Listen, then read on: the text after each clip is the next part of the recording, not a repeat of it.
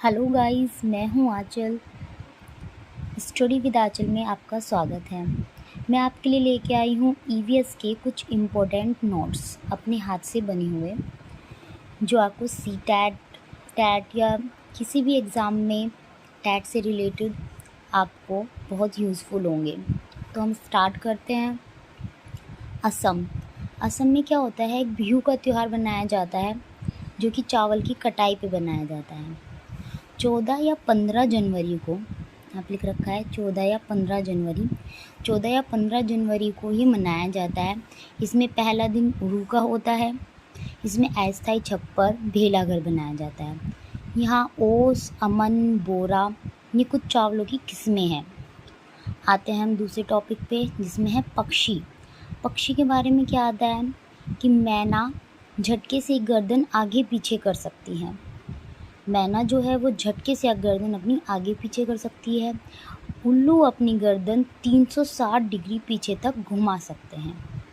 तीसरा पॉइंट क्या है कि पंख जो होते हैं वे उड़ने में मदद करते हैं और क्या करते हैं, पक्षियों के साथ ही में शरीर को गर्म रखते हैं। तो पक्षियों का क्या क्या करते हैं, हमें एक तो उड़ने में मदद करते हैं उनकी, और दूसरा उनके शरीर को भी गर्म रखते हैं।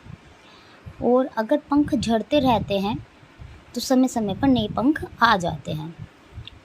चौथा इम्पोर्टेंट पॉइंट क्या है कि पक्षियों के कान तो होते हैं पर वो दिखाई नहीं देते हैं, क्योंकि वे क्या होते हैं, वे बाल से ढके होते हैं। उनके ना दोनों तरफ कान के छोटे छोटे क्या होते हैं, छेद होते हैं, छोटे छोटे छेद होते हैं। और अब बच्चे, जिनके कान होते हैं वे बच्चे देते हैं, और जिनके कान नहीं होते वे अंडे देते हैं। अब हम यहाँ नेक्स्ट टॉपिक करते हैं जानवर। तो जानवरों के शरीर पर जो डिज़ाइन होता है, जैसे आपने चीतेदार घोड़े का पे शरीर पे डिज़ाइन देखा होगा, वो उनके बाल के कारण होते हैं। पर अगर ऑप्शन में ये नहीं है, सीटेट के हिसाब से ऑप्शन में क्या आएगा, जलवायु के कारण। अगर ऑप्शन में जलवायु के अनुसार भी है तो हम जलवायु के अनुसार भी टिक मार सकते हैं, क्योंकि यही उसका सीटेट वालों ने राइट ऑप्शन दिया है। अब आ जाते हैं बगुला। बगुला क्या है, भैंस की पीठ पर बैठकर सूक्ष्म जीवों को खाता है, इसलिए यह सहजीवी होता है। कभी कभी हमारे पास क्वेश्चन आ जाता है कि सहजीवी पक्षी कौन सा है इसमें, तो सहजीवी पक्षी है बगुला, क्योंकि वो भैंस की पीठ पर बैठकर क्या करता है, सूक्ष्म जीवों को खाता है। अब आ जाते हैं यहाँ पे राजस्थान। राजस्थान में क्या है, एक खेजड़ी नामक एक गांव है, उसके बारे में बहुत आता है सीटेट में, तो उसके बारे में जानते हैं। तो इन्होंने लिख रखा है, हमने लिख रखा है कि जोधपुर के गांव खेजड़ली के नाम यहाँ पर पाए जाने वाले वृक्ष खेजड़ी के नाम पर पड़ा। यानी कि जोधपुर का एक गांव है खेजड़ली, वहाँ पे खेजड़ी नाम के वृक्ष पाए जाते हैं, इसलिए उस गांव का नाम खेजड़ी पड़ा। खेजड़ीली गांव के जो लोग हैं वो क्या कहलाते हैं, वे बिश्नोई कहलाते हैं। अब हमारे पास क्वेश्चन आ जाता है कि खेजड़ी गांव के लोग क्या कहलाते हैं, तो वे बिश्नोई कहलाते हैं। ये बिश्नोई क्या करते हैं, ये बिश्नोई जानवरों और पेड़ों की रक्षा करते हैं। ये क्या करते हैं, ये जानवरों की और पेड़ों की रक्षा करते हैं।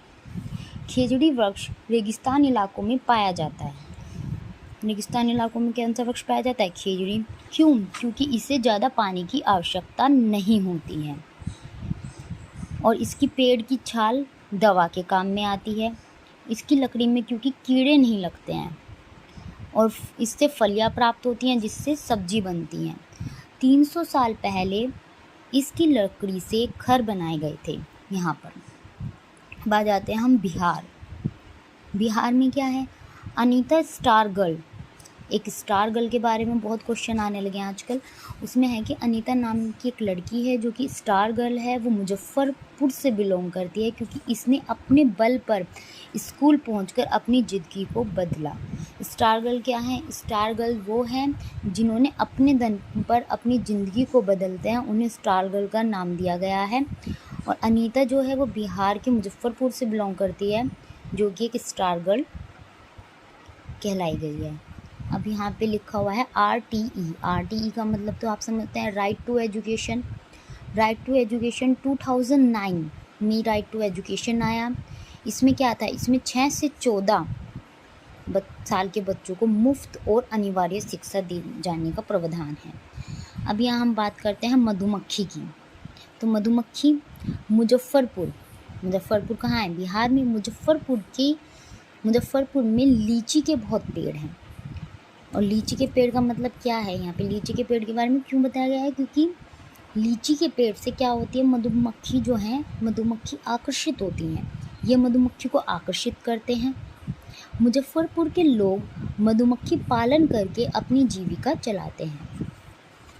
अक्टूबर और दिसंबर में ये अंडे देती हैं, तो यही समय मधुमक्खी को पालने का सबसे उचित समय है। तो अगर क्वेश्चन में आ सकता है कि मधुमक्खी को पालने का सबसे उचित समय कौन सा है, तो अक्टूबर और दिसंबर का समय ही जो है मधुमक्खी को पालने का सबसे अच्छा समय है, क्योंकि इस टाइम पे ही अंडे देती हैं। और लीची के फूल कब खिलते हैं, तो हमने यहाँ पे लिख रखा है कि लीची के फूल फरवरी में खिलते हैं। कब खिलते हैं लीची के फूल, फरवरी में। और एक बक्से में 12 किलो शहद इकट्ठा होता है।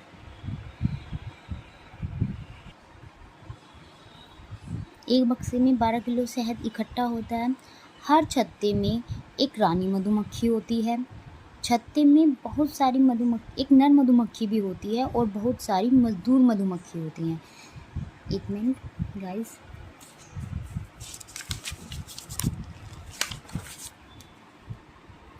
मजदूर मधुमक्खी जो होती है वो दिन भर कार्य करती है। जो रानी मधुमक्खी है वो तो रानी की तरह ही रहेगी ना। तो यहाँ पे क्या है कि रानी मधुमक्खी भी है, और जो मजदूर मधुमक्खी हैं उनका नाम ही मजदूर रख रखा है। तो जो मजदूर मधुमक्खी हैं वे क्या करती हैं, दिन भर कार्य करती हैं, शहद के लिए फलों का रस चूसती हैं। जब किसी मधुमक्खी को रस मिल जाता है, देखिए गाइस यहाँ पे स्टूडेंट्स क्या बता रखा है कि जब किसी मधुमक्खी को रस मिल जाता है तो एक विशेष प्रकार का क्या करती है, नृत्य करती है। वो एक विशेष प्रकार का नृत्य करती है, जिससे कि जो बाकी बी होती हैं, यानी कि जो बाकी मधुमक्खी होती हैं, वो आकर्षित होती हैं उससे और वहीं आ जाती हैं। जो नर मधुमक्खियाँ में होती तो हैं पर कोई भी खास कार्य नहीं करती। छत्ता बनाने का काम, बच्चों का पालने का काम, ये सब कार्य कौन करती है, मजदूर मधुमक्खी करती हैं। अब गाइस आ जाते हैं हम चींटियों पर। चींटियाँ, तो चींटियों में क्या है, इनमें भी रानी होती हैं। तो रानी चींटी का काम क्या है, अंडे देने का। रानी चींटी का कार्य क्या है, अंडे देने का। बिल का ध्यान कौन रखता है, बिल का ध्यान रखता है सिपाही चींटी। जैसे हम घर के बाहर चौकीदार लगाते हैं, ऐसे यहाँ पे बिल का जो ध्यान रखता है वो सिपाही चींटी रखेगी। रानी चींटी अंडे देने का काम करेगी। मजदूर चींटी भी होती है। मजदूर चींटी क्या करेंगी, खाना एकत्रित काम करेंगी। और चींटियाँ क्या करती हैं, सब मिलजुल कर रहती हैं। जो दीमक हैं, ततैयाँ हैं, उनके बारे में भी इसी तरीके से बताया गया है। अब हम आगे चलते हैं तो कुछ बताया गया है गुजरात के बारे में। गुजरात कच्छ जो है वो गुजरात से बिलोंग करता है। और गुजरात में ही क्या है, काली मिट्टी है। काली मिट्टी में क्या होता है, कपास होता है।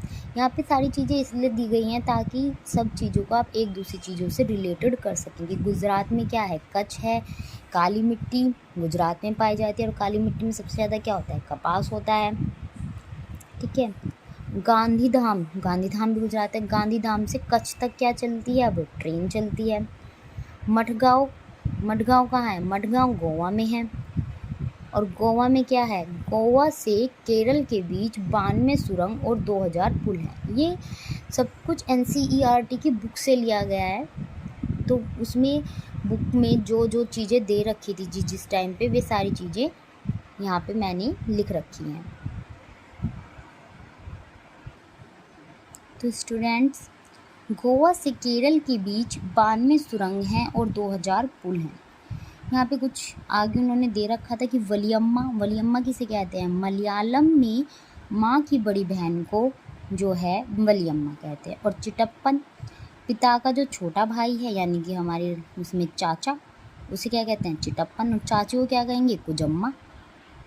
अमुम्मा नानी को इन्होंने दे रखा है कि यहाँ पे अमुम्मा, यहाँ पे 2-3 चीज़ें बता रखी थी। सो मैंने यहाँ पे लिख ली, नोट कर ली है कि वलियम्मा तो जो है मलयालम में बड़ी माँ की बड़ी बहन यानी कि मौसी को वलियम्मा कहेंगे। चिटप्पन चाचा को, कुजम्मा चाची को और अम्मम्मा नानी को कहते हैं। चलो गाइस, तो आज के लिए इतना ही। मैं आपसे मिलती हूँ दोबारा ईवीएस के और नोट्स लेकर। तो बाय, सी यू, नमस्कार।